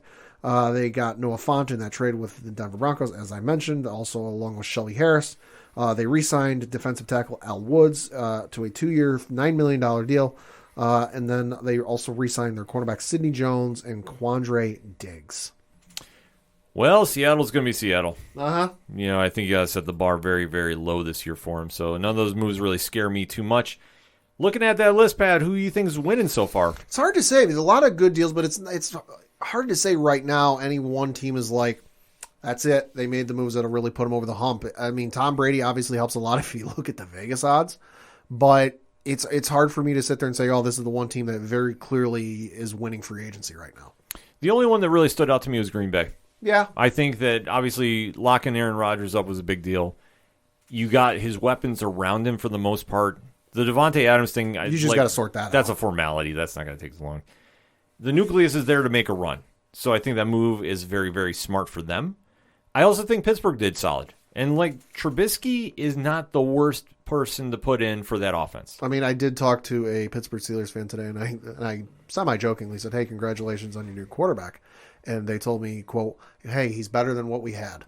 And that's not wrong. No, at this stage in the game, no. Trubisky will get the ball out there. And plus, you got Mason Rudolph, who's not all that great. And then you've got Dwayne Haskins, who, listen, maybe his mentality has changed, but from the reports and what I had been told by other Pittsburgh Steelers fans, when he had an opportunity to go in last season and they asked about, and the press was out asking him about plays and playbooks, and he goes, why bother studying? Yeah, I heard those reports too. So I think that whole quarterback class is not anything to write home about from that draft, except Kyler Murray. But I often forget he's in there because he was overshined by the Messiah himself, Daniel Danny Jones. Dimes. Yeah, it's one of the weird things about football, and this is why free agency matters so much, because if you misfire in the draft, you're literally going to have to pay for it later. And this is what happens for a lot of these teams. So it's been an interesting offseason thus far with free agency kicking in full gear. Yeah. We gave you our picks for the AFC. We gave you our picks for the NFC. ODPH Society, why don't you let us know how your team is doing overall? Who do you think won? Who do you think lost? Let's discuss, shall we? Hashtag ODPH Pod. We're going to get a quick break. We'll be right back. Looking for a podcast all about nerddom? Want a podcast with an emphasis on representation? The Nerd Alternative is the podcast for you. Join me, Ram. Me, Hassan. And me, Levi. 3 black British nerds tackling the pop culture we love and sharing why we love them. The Nerd Alternative, a sweet melting pot of all things nerdy. Coming back for another segment on this edition of the ODPH podcast. And it's March Madness season time, baby. Beware the Ides of March. Yes. The tournament to crown the champions in college basketball kicks off tonight. We'll say the thing that will be on all of your break room televisions for the next month. Yes, and fun fact, Thursday, as we are recording, will be the most called in sick day of work. I believe of the it. entire year. It's already been said time and time again every year. I believe it. More people tune in to the kickoff of the men's college basketball tournament than any other sporting function known to man. So if you're missing some people from work, I'm not going to say where they are, but I'm going to say check your local bars. This is probably where they're not going to be at. And obviously the tournament is one of the best, if not all the best tournaments in sports. Yeah, I'd say so. You have to say, because this is a tourney that literally anything can happen. All you need is one shining moment, and things can happen in your way. Legends are made. Hearts are broken. It's a fun, emotional ride if you're a sports fan, unless you're on the losing side of the ball. This year's bracket, I will have to say, Pad, the most parity I have ever seen. I'd say so, yeah. I don't have a good feeling one way or another about any team running away with this thing. Yeah, because a lot of times you fill out one of these, whether it's for fun, you're in a pool, you're doing it just amongst your friends, and usually, some folks like to fill out a bracket where their own favorite team wins and then fill out their actual one. I've done that a few years. But then a lot of years you fill it out, you're like, all right, I think one of these couple teams are going to win it. I couldn't tell you this year, like, nope, that's the team to beat in this year's tournament. Exactly. This one has got so many possibilities. Yeah. And especially looking at how this season is. And I know we don't cover a lot of college basketball on the show. Usually we wait for your coach, my coach, the coach, Coach Duffy, to come in because he is the expert of that. But unfortunately he hasn't been able to make it in the past couple of weeks. This is where we kind of eyeball everything going on. And this season, this is the first time on record I remember 7 of the top 10 teams lost on a Saturday a couple weeks ago. It was in something like, it was like the top 6 ranked teams or top 7 ranked teams or something all lost. Yes. It was insane. So what Pat and I are going to do is try making some sense of this, give you our picks about who's going to run away with the brackets. We're going to kind of take it down by each division, who's jumping out at us, who you should avoid. So Pat, tip us off. Yeah, so I'll start with the West region. You've got number 1 Gonzaga taking on number 16 Georgia State. Number 8 Boise State taking on number 9 Memphis. Number 5 UConn taking on number 12 New Mexico State. Number 4 Arkansas taking on number 13 Vermont. Number 6 Alabama taking on a number 11 team, which is either going to be North Dakota or Rutgers. Notre Dame, actually. Or Notre Dame, excuse me. They're in a play-in game. Then you've got number 3 Texas taking on number 14 Montana State. Number 7 Michigan State taking on number 10 Davidson. And then number 2 Duke taking on CSU Fullerton. My apologies to you folks. So this bracket really is kind of interesting to see how this maps out. Yeah. Gonzaga is the overall number 1. But if you've ever followed them in college basketball, they're much like the Los Angeles Chargers. Every year they have a loaded team and they just can't get the job done. Usually in the top 5, seeds in the college tournament, whatever region they're in, but just never able to punch through that wall and get to the championship. Yeah, it's a weird thing with how they shape up every year, because every year you expect them to win. Every year you are like, okay, they should run away with this. And like I said, this year they are the consecutive number 1 overall seed. Yep. However, though, their bracket is not easy. No. I like Memphis at the 9 seed getting the win over Boise State, and I would not doubt Memphis beating them in that round of 32 matchup. I wouldn't doubt that. But it's hard to really say what's going to happen there, because it could really factor in a lot with this. So like I say, I can't really say comfortably it's going to happen, but I wouldn't doubt it. But if you want to take a flyer on a team, I'd take a flyer on Memphis. Penny Hardaway is down there doing some things as head coach. So that one really stands out to me. The other one, okay, obviously as a Duke fan. Right. This is Coach K's last ride. Yep. They dropped the ball completely against North Carolina. And the one thing that we have to remember about Duke in this stage, for all the historical years they've had with such great programs and great players coming through there, it's a changing landscape in college basketball. I'll be the first one to tell you this. Yes. The big dominant schools are not exactly getting all the top recruits anymore. No, it's not like college football. No, it's definitely not. And you're seeing with Duke, they have a very talented team, but it's a very young team. And they do play like a very young team. And what I mean by this is they make a lot of mistakes. They have the talent to take over. They don't necessarily do that all the time. Right. So for Coach K to get that final chip, it's a tough road for him. Oh, yeah. I fully believe this. Because as fate would have it, and I'm not going to say anything more than this because I get myself in trouble when I try saying about, certain stars aligning. The fact that Michigan State is the number 7, and Duke and Michigan State have had a rivalry in this tournament like nobody else. This is cruel ratings whatever you want to define it. Like I want to find like a nice way to put it. Yeah. But this is like a cruel twist of fate. Like I understand this is gonna be ratings, and this is what you want with the tournament, and Sure. you're hoping everybody gets there. Sure. That's going to be the toughest challenge, I think, for Duke right now, because I don't care if Michigan State's at number 7. Tom Izzo's the head coach. And the one thing about this, if you're not familiar filling out a bracket, find out who the head coach is and if they've been a successful one. Or do like some people and just pick based off of the mascots. I've known people who have success that way. Yeah, I mean, it's possible. So, like, that's why I say when you see this going on, anything is possible with this. And you could really take a flyer on them. So, like I say, I'm not doubting by any means Michigan State pulls off the upset. Duke is not the Duke of old. No. I would love to see Coach K get back there. I really would. And I think if they can get past Michigan State, he's got a good shot. Right. Gonzaga does not scare me, even though being the number 1 seed. They don't. I would say if Duke can get past Michigan State, I'm going to pencil them in for the Final Four. I really am. Because I don't think Gonzaga is going to get past Memphis easily. No. And then looking at the rest of the bracket, I think New Mexico State could be a 12-5 upset. If you're not familiar with that in your bracket, every year there's always a 12-5 upset. Yep. So this one could be UConn doesn't scare me. They're not the UConn of old. No. It doesn't matter who's coming out of Rutgers, Notre Dame. Alabama's going to take that one. Pad, what's your feelings? A lot of this bracket or this region really doesn't scare me. Gonzaga, listen, I don't think they're going to make it to the Final Four. They'll make a decent run, but they'll still get bumped along the way. I agree with you. I think if Duke can listen, Michigan State being a 7 is astounding to me. You know, Tom Izzo's still the head coach there. I think if anyone out of this region can make a run, that team is not named Duke, I think Michigan State and Tom Izzo can do it. But I agree with you 100%. If Duke can get past Michigan State, the path is clear for them to make a run to the Final Four. Because, okay, Gonzaga, I think Duke can easily beat Gonzaga. Boise State and Memphis, yeah, they can beat them in their sleep. Same with UConn, New Mexico State, Arkansas, Vermont, Bama, Rutgers, or Notre Dame, whoever that ends up being, Texas Tech, Montana State, you know. Hell, even if Davidson somehow pulls off the upset and beats Michigan State, I think Duke can beat all of them. And if they're on and they don't have a repeat of their last couple of losses, I think Duke can make a run to the Final Four. I could definitely see that happening. Yeah. Next bracket. We're looking at the Eastern Conference. You've got number 1 Baylor taking on number 16 Norfolk State. Number 8 North Carolina taking on number 9 Marquette. Number 5 St. Mary's taking on a playing game, so that matchup is to be determined.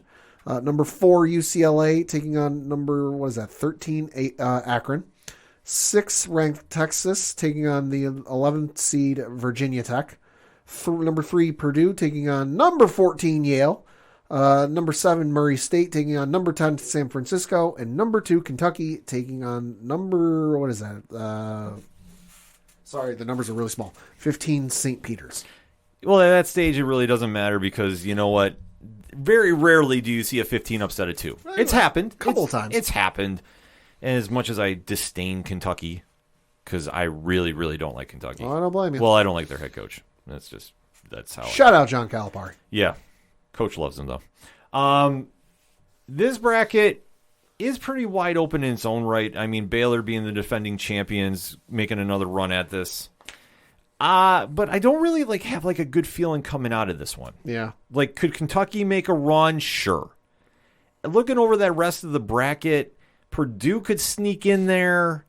Maybe Marquette pulls off something, but for me, as I'm reading it, I don't see how Baylor doesn't get back there. Right. I know this is not the same Baylor team of last year, but this bracket really is not impressing me about the talent that's in there. About saying, going to run away with this. I mean, this bracket to me is ultimately every year there's at least one region in everyone's bracket that just completely screws it up 9 ways to Sunday. This to me right now is the region because there's just not one team there outside of Baylor or Kentucky that I'm like, oh yeah, that's the team that might be able to sneak through and do the whole thing. There's going to be a lot of friggin' red marks on your bracket with this region all said and done. Yeah, because, I mean, North Carolina's not North Carolina old. No. Marquette could be a sleeper, but you need a lot of luck. Like I say. Oh, yeah. All right, so if I got to say final prediction on the Eastern bracket, I'm taking Baylor. I'll take Kentucky. Well, I don't do it willingly or with any wellness in my heart. But... Yeah, I get you. Next up, looking at the Southern region, you've got number 1 Arizona taking on a playing game, so that matchup is to be determined. You've got number 8 Seton Hall taking on number 9 TCU. Number 5 Houston taking on number 12 UAB. Number 4, Illinois, taking on number 13, Chattanooga. Number 6, Colorado State, taking on number 11, Michigan. Number 3, Tennessee, taking on number 14, Longwood. Number 7, Ohio State, taking on number 10, Loyola Chicago and Sister Jean. Shout out. Number 2, Villanova, taking on number 15, Delaware. Okay, this one has the most headlines to me. Oh, yeah. So there is one team in here, and I'm going to see if Pat can figure out, that I raised an eyebrow that they got in. Mm-hmm. Any guesses? Longwood? No. Number 11, Michigan. Oh, okay. Obviously, we spoke at length about the Juwan Howard issue that happened a couple weeks ago. Yeah. But I did not feel they should have gotten in. Just on, they didn't finish outright very strong. Right. The fact they snuck in here, I thought was very, very interesting. Now, if you're not familiar with how the tournament is, the selection committee does it after the automatic bids are given. So if you win your conference tournament, you're in. Everybody else is an at-large. And I know that they weigh strength of schedule very heavily, and I think that that's how Michigan got in. I thought another team like a Wake Forest should have gotten in instead. Nevertheless, I'm going to say Michigan State is going to be in an upset over Colorado State. Or Michigan's going to be over one. I can see it. But I'm going to go out on a limb and going to give the wildest prediction I think I could give for this bracket. And I know I'm going to get a call from our good friends over at 30 and Nerdy. Uh-huh. Don't doubt Tennessee taking this bracket. All right. Do not doubt them. They're athletic. They get up and down the court very well. Honestly, I thought that they could have been in bid for a number 1 seed. The fact they're a 3 kind of astounds me a bit. And I would say this. I love that matchup with them and Villanova. Uh-huh. And I'll go out on a limb right now. The winner of that matchup takes this bracket. But I'm going to say Tennessee in an upset. I'm going to say it's going to be getting to the Final Four. You know what? I'm going to go Loyola. Sister Jean. Wow. Going. I'm sticking with Sister Jean. You know, she got the saying it's better to wear out than rust out. It is confirmed. The 102-year-old Sister Jean will be in attendance. The Loyola Chicago Associate Athletic Director Bill Burns was contacted Monday morning saying, quote, "We are anticipating that Sister Jean will be making the trip to Pittsburgh with the team." Close quote. Sister Jean's in attendance. No COVID restrictions. No nothing going on. I like my odds with Sister Jean. You know, usually I'm the one that comes out with this crazy rolling the dice moments here. Pad coming in swinging. Ain't nothing. Listen, I believe in a few things. Sister Jean is one of them. You know what? I don't doubt her either. Like I see them beating Ohio State. I'm sorry. Oh, yeah. Ohio State doesn't scare me for basketball. But that bottom half of that bracket is one. That's a tough bracket. This might be the toughest one in the entire bracket. Oh yeah. Out of all of them, Michigan could make a run. They Don't doubt the record. I mean, now that they're in, you know me, I think funny things happen when they get in, like on these kind of circumstances. I could see them making a run, maybe to the Elite Eight, but I gotta say, I like the winner of Tennessee and Villanova to take this bracket. But I'm telling you, that bottom half is the one to worry about. The upper half, honestly, I think it's gonna be Arizona and Houston meeting at each other.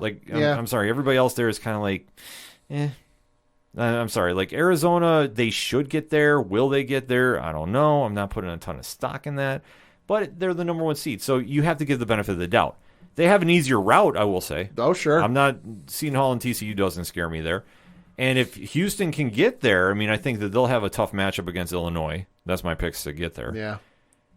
I like their chances, but coming out of that bottom half, I don't doubt Villanova and Jay Wright. Yep. I think that they could definitely do some damage. Oh, too. they could. I mean, that's the thing. You have to go with the coaches. So I do like that, but I'm telling you, Tennessee's the most athletic team in this bracket. I would take them. Sure. So I know Tyler is going to be shooting me a message about that, saying I finally agree with him about Tennessee about something, which I'll have to disconnect the phone call there. No, of course. Shout out to those guys down there as well. And then lastly, we have the Midwestern region where you've got number 1 Kansas taking on a 16 seed yet to be determined. Listen, it don't matter. In the entire history of the NCAA tournament, 1 versus 16 seeds are 143-1. Yeah.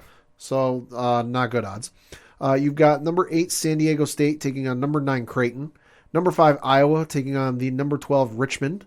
Number 4 Providence taking on number 13 South Dakota State. Number 6 LSU taking on number 11 Iowa State. Number 3 Wisconsin taking on number 14 Colgate. Number 7 USC taking on number 10 the U Miami. And then number 2, Auburn taking on number 15, Jacksonville State. This one,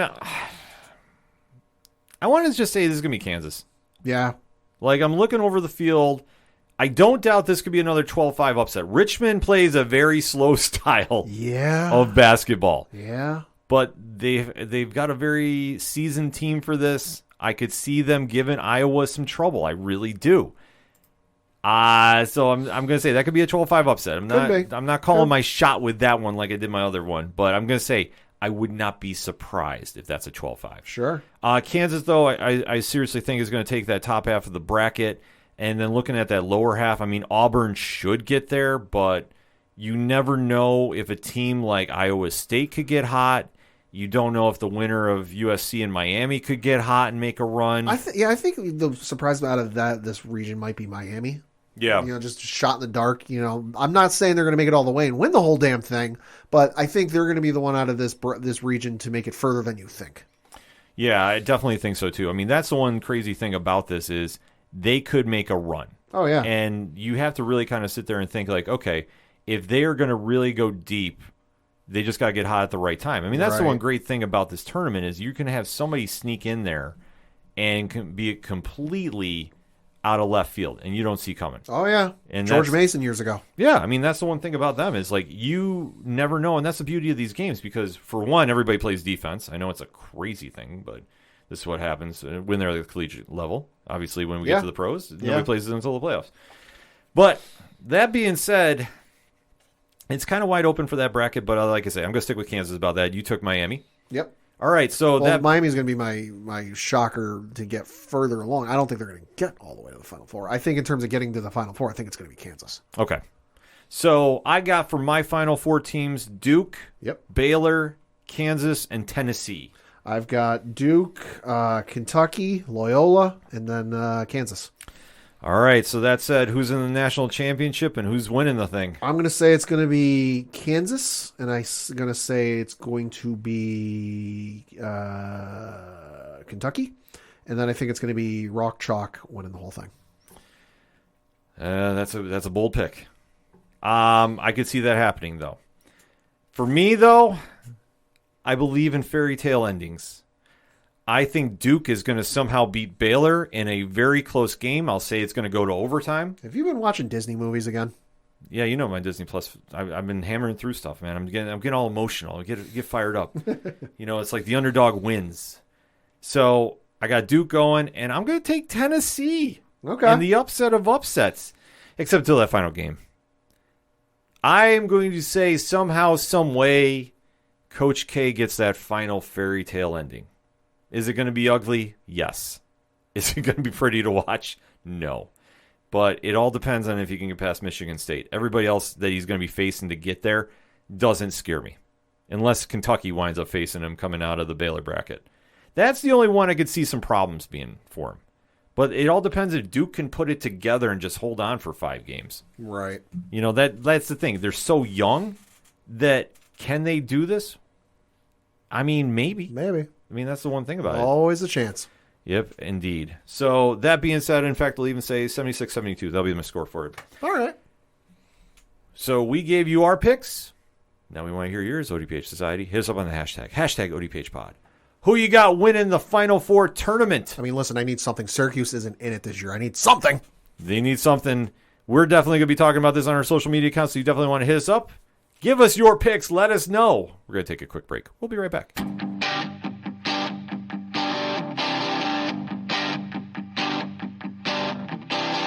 This is Tom from Tom Joe Lou, This is Matt from Sideroom Sounds. and you're listening to ODPH Podcast. Wanna go where no one knows my name, to the desert, the oceans, or the plains.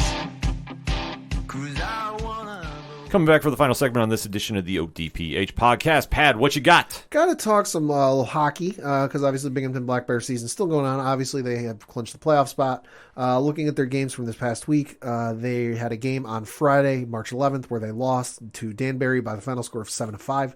They played another game against Danbury. This one was at home on Saturday, March 12th. They lost that game by the final score of 5-3. Looking ahead to their games they have this coming week on Friday, March 18th. They have a game on the road at 7 o'clock. They're playing the Danbury Hat Tricks again. They return home Saturday, March 19th, 7 o'clock Eastern, to play the Danbury Hat Tricks. And then they have another game on Sunday, March 20th. This is at 3 p.m. Eastern. Note the special time. This is down in Delaware. They're playing the Thunder. More information, tickets, and all that good stuff, binghamtonblackbears.com. Absolutely. Also got to mention, we are just under 1 month away from Binghamton Rumble Pony season starting. Their season starts on the road in Hartford on April the 8th. Their first home game is on Tuesday, April 12th, taking on Bowie. More information on that, binghamtonrumbleponies.com. Also got to mention, baseball-wise, the drought is finally over, as I alluded to during the Tom Brady unretiring thing. Baseball has finally ended their 99-day owner-induced lockout. Baseball is back on. Not going to get into the whole numbers of the CBA because, listen, I'm not an economics guy and I'm not a mathematician. They don't mean nothing to me. There will be a 12-team playoff for this season. Universal DH is kicked in. I believe the band shift does not kick in until next year. I think so. And then I think they're looking at the pitch clock for possibly next year, if not the year after. I do know one of the things they put in is kind of like an NFL rules committee type of thing, but it involves players, umpires, owners, and then some folks from Major League Baseball and the Players Union. They'll look at stuff every year and possible rules that might need to get changed, which, hey, I like. So obviously with that, you've had free agency kickoff in a massive way. I won't go through everything. You had the Phillies added right-hander Jerry's Familia to a 1-year contract. You've had the Atlanta Braves trade with the Oakland Athletics for first baseman Matt Olson. He has then since signed an 8-year, $168 million contract. Yo. Freddie Freeman, we should note, still available. You had the Mets add right-handed reliever Adam Ottavino to a 4-year, 1-year contract, or $4 million, 1-year contract. Andrew McCutchen is signing with the Milwaukee Brewers. Nelson Cruz signing with the Washington Nationals.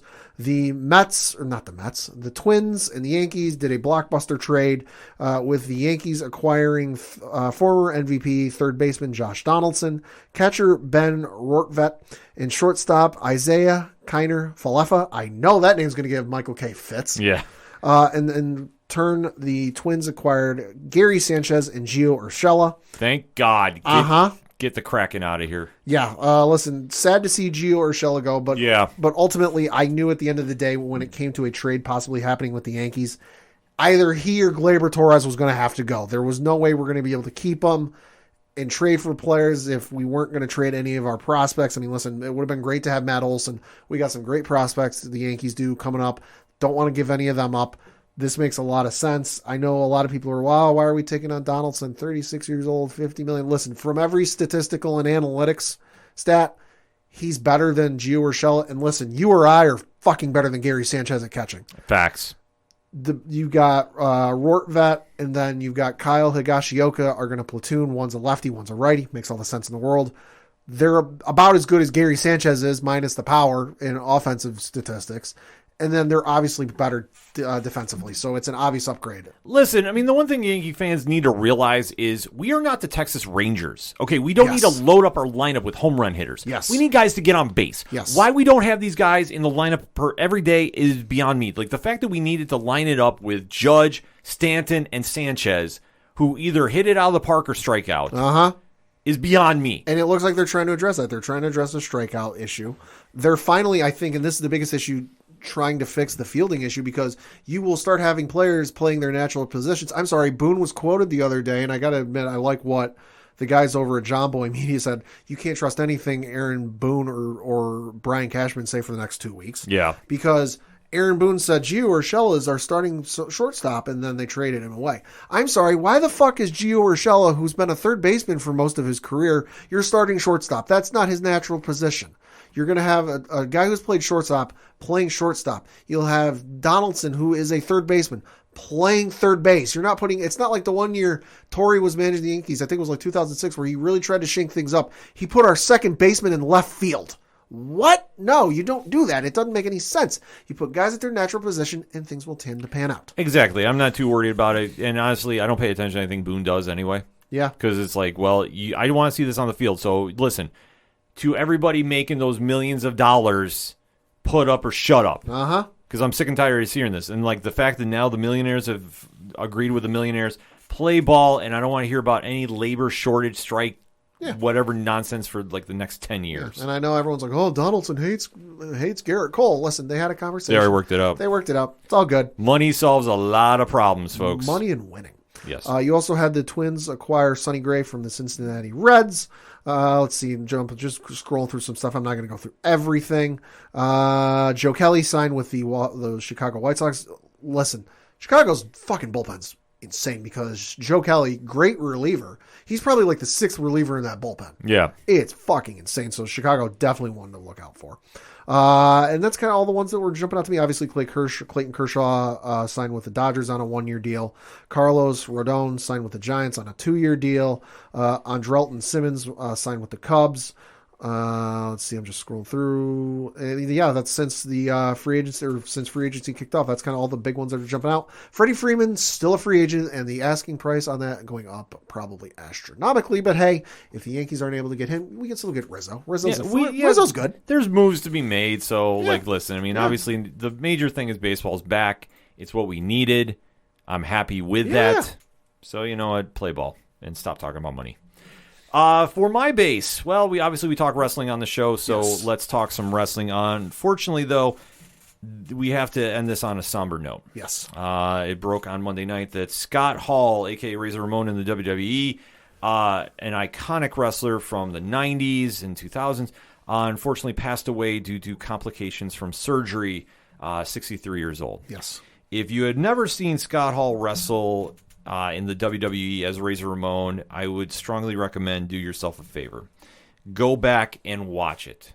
He put on classics with everybody from Bret Hart, Shawn Michaels, even got somebody known as the 1-2-3 Kid, a.k.a. X-Pac, on TV into a program that had a great storyline to it. I know we went into a little deep dive about this on 607 TWS yesterday. Unfortunately, like when we were going on the air, the news broke that he had passed 10 minutes before we went on air. So it was kind of taking some time for Rich and I to get our thoughts together because if you've been watching wrestling as long as we have, and I know Pat is going back through and catching up on a lot of things, you see what Hall did for being his size in that time period and being one of the best performers in the ring in the WWE, especially during that time period. He was just such a character, larger than life. Like when you're talking about like wrestling characters, he really took that Razor Ramon character and went places that I don't think anybody else could have taken it if they were given the same gimmick. No, Razor Ramon, Scott Hall, one of the best to ever do it. You know, as I've said before, I didn't get into pro wrestling until WrestleMania 30, so I didn't get the chance to see him in person. But once I started watching, I started looking up some of the seminal moments and stuff. And I instantly saw, okay, I get why this guy's a big deal. And I realized what kind of an impact he had on my life without me knowing even who he was. Because when I was a kid growing up, as I said, I didn't watch pro wrestling, but ultimately you couldn't escape pro wrestling in the mid to late 90s with WCW and the NWO and then Stone Cold and The Rock. You know, I remember very vividly being in grade school and seeing NWO shirts everywhere. Yeah. And I had no idea what the hell it was. I thought it was a legit thing and being confused as all fuck. New World Order, like what? So the fact that I even knew, and then somebody explained it to me, I was like, oh, okay, I gotcha. So the fact that like me who watched 0 minutes and 0 seconds of pro wrestling until WrestleMania 30, for me to even know what the hell it was for it to cross into my little bubble as a kid just goes to show how much of an impact he had on pro wrestling. And it's obviously a gut punch. If you do want to go back and see any of his things, I reached out to a friend overseas who still uses the WWE Network. They have a little section up on the WWE Network if you still access their content through that overseas. Also on Peacock, there is on the WWE little page, if you go down a little bit, a Remembering Scott Hall section. They have the Living on a Razor's Edge, the Scott Hall story there. They've got the episode of WCW Monday Nitro where he first showed up. You know who I am. You don't know why I'm here. You know, they've got, WrestleMania 10 on there, for his match there, his match on Monday Night Raw with the 1-2-3 Kid, some of the stuff he did with WCW and the NWO. There's just so much there. and you should really, I'll get there eventually. I'm going through all the pay-per-views in order that are available on Peacock. I'm just about to finish WrestleMania 1, so I'll move forward for that. I'll get there eventually, but obviously a huge loss to the entire professional wrestling world. You know, he was the quote-unquote bad guy, but he was one of the great ones. He was the one that made being bad cool. Yeah. Like, that's just how, when you transcend your character and really cross over, almost like on the same level as The Rock. I mean, obviously, before The Rock became The Rock and movie stars. Yeah. When you can make a crossover and connect with people like he did, that truly sets the tone of, like, how you are doing and just how much of an impact you have on that industry. And like Pat alluded to, like, when he left WWE and went to WCW and the formation of the NWO. And that story's wild. And that is one of the most greatest stories in all of pro wrestling history. Uh-huh. And just seeing the impact it had there, and just, you know, from what went on, you know, from the startup at WCW to be in the, you know, 82 weeks and such, Hall played such a big factor in that. Like, I think that you really have to go back and just see all that time period. And if you watch it like in a, you know, a sitting, or, you know, just like start hammering through that time period, you really get an appreciation about what he did for the business and really how much of an impact he really brought. Yeah, and he did have an impact on people far and wide. The Rock did chime in on Instagram, posting a video from one of their matches on, I believe it was like a Monday Night Raw or something.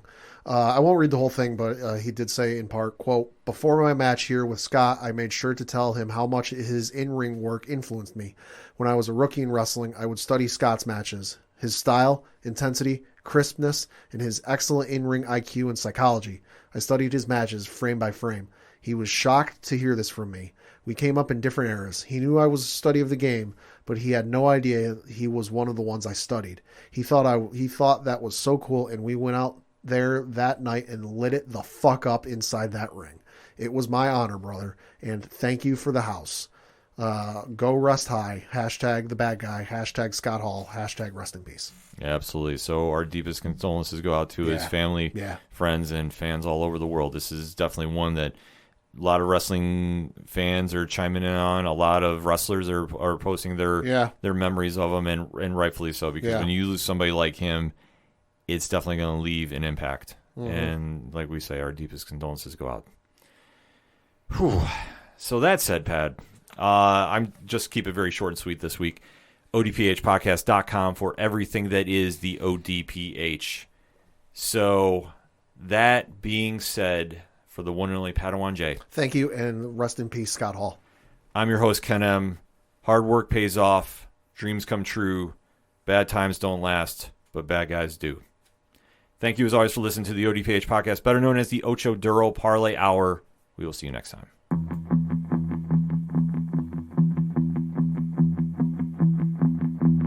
Gonna be down to the punch. Gonna be down to the punch. 'Cause they can't bring me down if I'm already under the ground.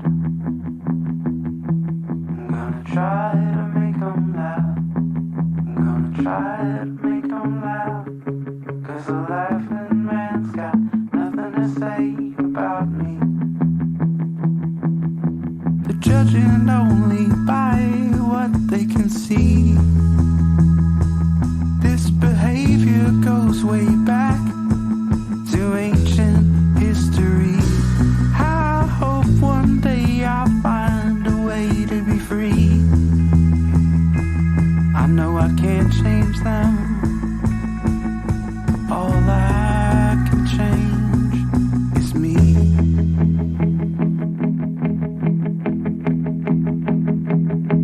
I'm gonna stick to the master plan.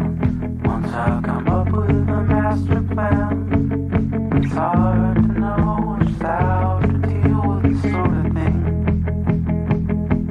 I'm gonna try not to care, but it's so hard not to care. So I'll just go my own way and hope that they go theirs. They're judging only by